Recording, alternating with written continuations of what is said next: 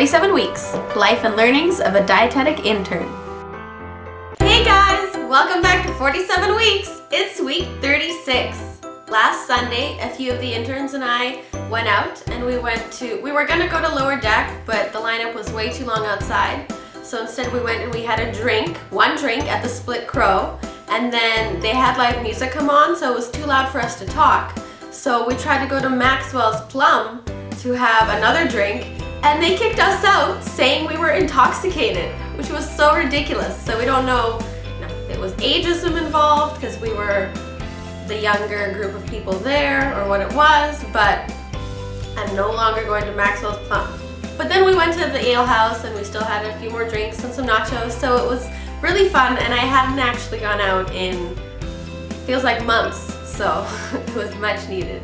Monday, Victoria Day, was my day of nothing, doing nothing, no responsibilities, no place to go, no chores to do, and I also haven't had a day like that in a long time, so I feel a little bit more refreshed. And I've been slowly working away at my taste panel report, but you need nutrient analysis and costing, and then the results and discussions, so between working and doing the restaurant rotation projects,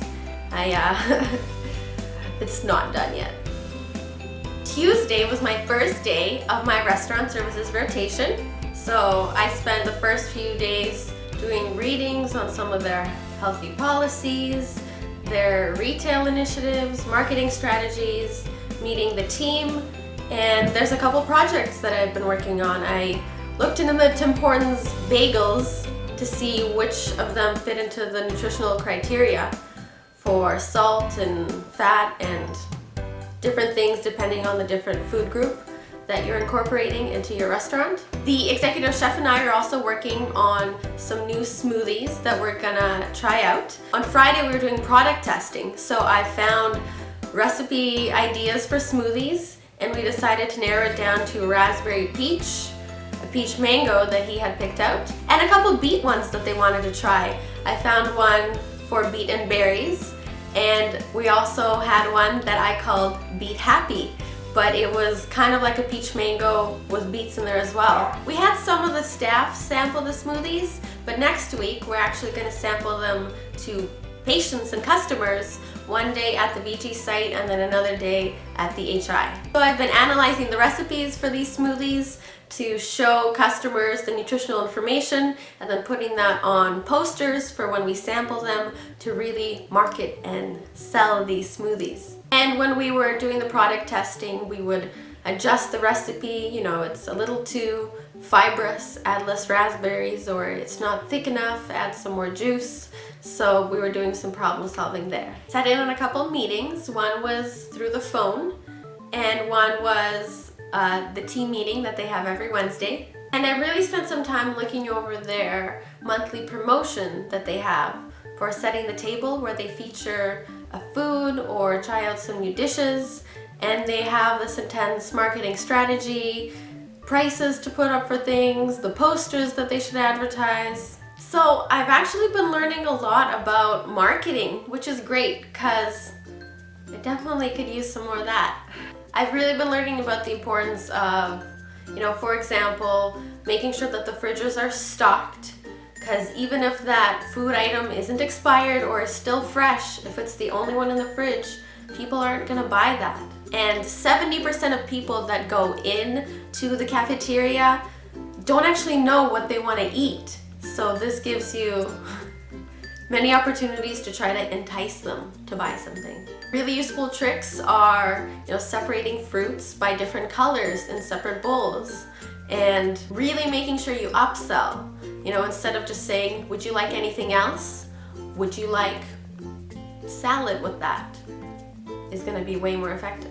Actually not showing the dollar sign beside the price in studies has shown to be more effective, and people spend more than if they see the dollar sign. What a simple little thing. Really making sure you bundle items together, like adding a side soup and a water with that slice of pizza, and then offering a price for that bundle Even though it won't be discounted, it will have a perceived better value by the customer. What's really cool is that they've even done gaze motion studies. Not the hospital per se, but they've looked at these studies where you see where people's eyes go when they first look at a menu or something, and first they go in the middle, and then the top right corner is where people's eyes tend to go to the most. So when you're writing a menu or making a sign, you can consider that, and it becomes a marketing strategy. I've also learned some of the challenging things to get around with the healthy eating guidelines that the cafeteria restaurants have to follow. If they're using deli meat, it can have a higher salt content than if you had, a roast piece of meat that was fresh. So that is frustrating because it doesn't seem fair, right?